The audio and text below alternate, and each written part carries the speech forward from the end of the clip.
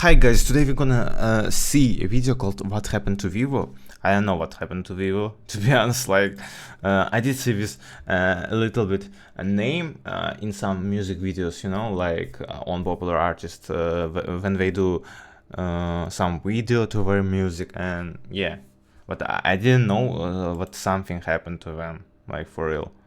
But I did see they were much more back then than now.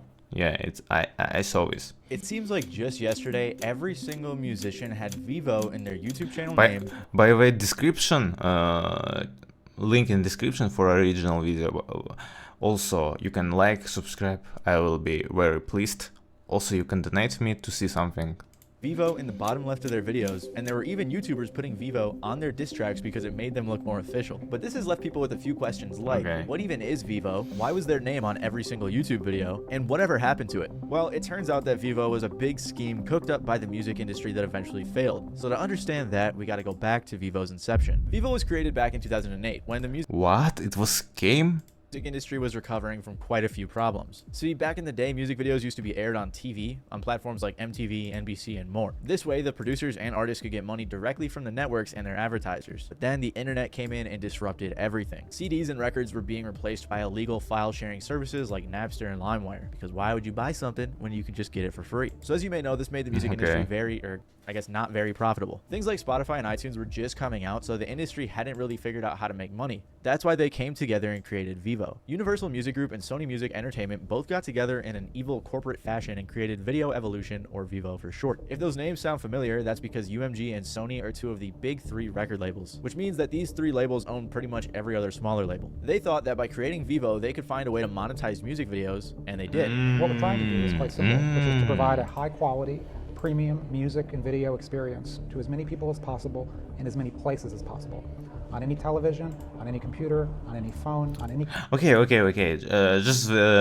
We didn't have money from songs, but you made because of the internet. Okay. Don't lie, please. Connected digital platform. But it's not bad thing, you know. Actors should get money from their own goods, you know. It's their work. We want to provide the highest quality, premium music and video experience. So we do that today with our partner YouTube. So about 70% of music videos worldwide are consumed and discovered and viewed through YouTube.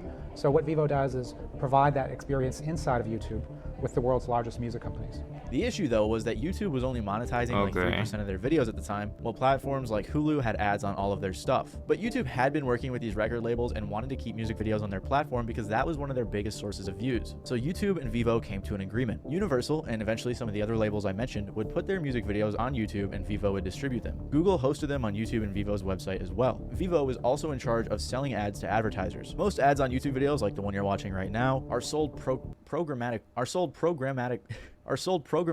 where advertisers bid on a certain type of customer demographic, like specifically targeting which country they're from or what age group they belong to. This is very common, I'm sure most of you understand that, but Vevo instead would sell specific slots to advertisers, which makes a bit more sense because you can imagine that appearing in front of a Drake video is likely going to get you more attention than throwing your ad on a Matty Balls video, for example. It's kind of like how advertisers kill to be in the Super Bowl. I'm sure they've had quite a few bidding wars over Taylor Swift's music videos, not because they're good, but because she gets a lot of views. Also on long videos like interviews and things like that, they can sell slots for ads during the video as well. This way Vevo is able to make quite a bit more money from YouTube ads than your everyday YouTuber. So with all of that sorted out, Vevo got like $300 million in investment money, and they were preparing to launch. They acquired some other labels as distribution partners, furthering the music video monopoly, and then they were ready to launch. Vevo launched on December 8th of 2009 with 30,000 videos on their website from huge artists like Eminem, Lil Wayne, Michael Jackson, Lady Gaga, Kesha, Miley Cyrus, and many more. The website actually crashed on launch and in the first month got over 35 million views. Apparently they had already surpassed other websites like AOL Music, MySpace Music, MTV, Warner Music, and more. I was 7 when all of this was going down, so hearing about MySpace Music is new to me and pretty interesting. Regardless, Vevo was going crazy, MySpace Music, markets internationally like European countries, Mexico, and more. They even got the other big 3 record label, Warner, to sign with them as a content distribution partner. Music, bro. And they were also distributing videos on MTV.com, which was a whole lot cooler back then. At this time, Vevo was getting most of its views, 80% to be exact, from YouTube. Because Vevo was a conglomerate of pretty much every big record label and small one, and and they distributed these videos to YouTube. That's why every artist had their own Vevo page,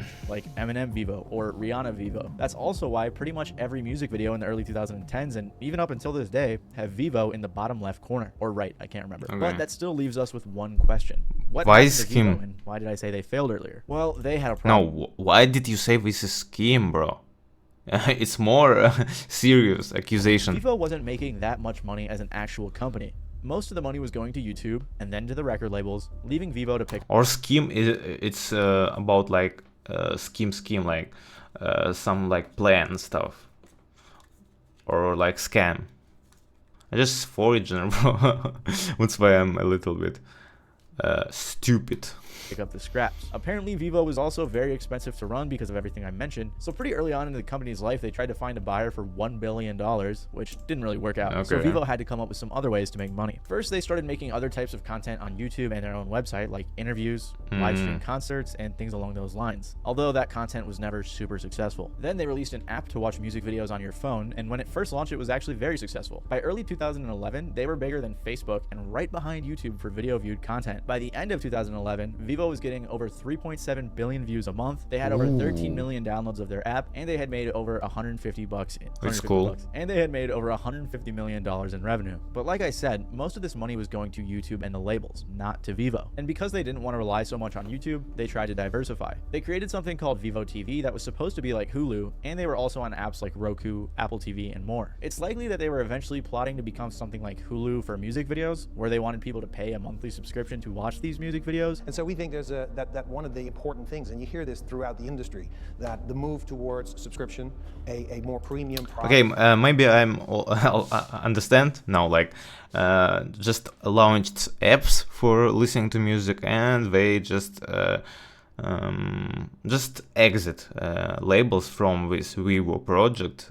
YouTube exit this labels, music labels exit from it, and that's why what's happened basically because of launching apps for listening music. Product, that's something we're very interested in and very much, working towards. That's a subscription service, or does the whole thing go behind a paywall? No, Okay. no, we believe in a dual revenue stream. This was a rumor for a while, but after consumers have had music videos for free for so I long, believe it's in very unlikely Freddy that was ever Fazbear. happened. Regardless, for a while, like I just said, their diversification was working, but it didn't last long because in 2018, everything came crashing down for Vevo. Vevo had a few controversies that really Oh, hurt no. the company. And I'm not talking about the time some executives were ironically caught watching pirated content or when they were trying to work with Facebook to get people's info for targeted videos. The main issue What? they had was in 2018 when they found themselves in the crosshairs of some hackers from the group Rmine. First, the hackers got into Vevo's servers and released 3 terabytes of their documents and videos. Then they got hacked again. This time, 2 hackers named Kuroi SH and ProSox got into Vevo's YouTube channel. When they got in, they deleted Despacito, which was the most viewed Vevo video on YouTube, and they also renamed a ton of the videos as well, changed some thumbnails, and apparently this was some sort of pro-Palestine protest. I'm not sure how much these hacks Okay. really affected Vevo, Bro, this is ridiculous. This is ridiculous to do this kind of stuff. I hope they made it back with video. I hope. No, the Vevo was all bad. I'm a little bit empathy for this stuff, like. I'm sad. but it seems like everything started crumbling after this happened. The CEO stepped down, a bunch of important executives left, and they had to lay off dozens of employees. At the same time, Vevo was really struggling to compete with YouTube. But with stuff with like trying to buy personal information of people to targeting advertisement better, it's a little bit wrong, yeah. It seemed like them putting their content on other websites or making their own website was a way to distance themselves from YouTube, so that way they didn't have to pay all of their revenue to YouTube. But that clearly didn't work, as YouTube is still the #1 site when it comes to watching music videos. Plus, the same year, YouTube just launched YouTube Music, so Vevo never became the Hulu or the Netflix of music videos. Instead, Vevo decided to wave the white flag. Vevo decided to shut down all of their other operations and just merge with YouTube to become a regular distributor. YouTube merged the Vevo accounts with the artist's official accounts to consolidate everything. So if you were subscribed to a Vevo account, you're subscription would be switched over to the official artist account, YouTube said, Vevo's reach in business can continue to grow on YouTube as a direct result of simplifying the user experience through consolidation of an entire artist catalog into one channel, where Vevo videos are featured prominently. So basically like Agario, YouTube just ate up Vevo. This is probably why it feels like you don't see the Vevo branding as much. I mean, we're all probably used to seeing the Vevo logo in videos, so we don't notice it very often, but it is still there. It's just that the channels don't have Vevo in their name anymore. And Vevo is still pretty successful after the merge with YouTube, as they have over 500,000 music videos that get over 26 billion views a month. You can still go to Vevo's website and check out their content and their artists, but it always redirects you to YouTube. They also still host their videos on Pluto TV and Roku, but let's be honest, no one's going there to watch music videos. Like Medium.com said, without assassinating YouTube, there really wasn't enough room for both of them to coexist. The consumer isn't ever going to go to a second location for the same product they can get at the first. So just because it looks like they aren't there, Vevo is still there operating in the shadows. However, their plans to take over the internet as the go-to music video service failed. Like Jordan Fraser said, Vevo isn't dead, it has regressed to the bottom of the video screen. It exists today as branding you'll continue to see on most music videos. It also exists as a reminder that the entire music industry is run by only a few people in expensive suits. If you like this video, you What's why? Okay. may like my video about some of the worst marketing attempts in the music industry, as many of these So we need to beat them with with major industry labels who making all the music, making all the money. We should do music only for free. Who agree with this? No of people. Vevo era artists came up with some really dumb ways to promote their music. So make sure to click the video on screen right now. Okay, this was good.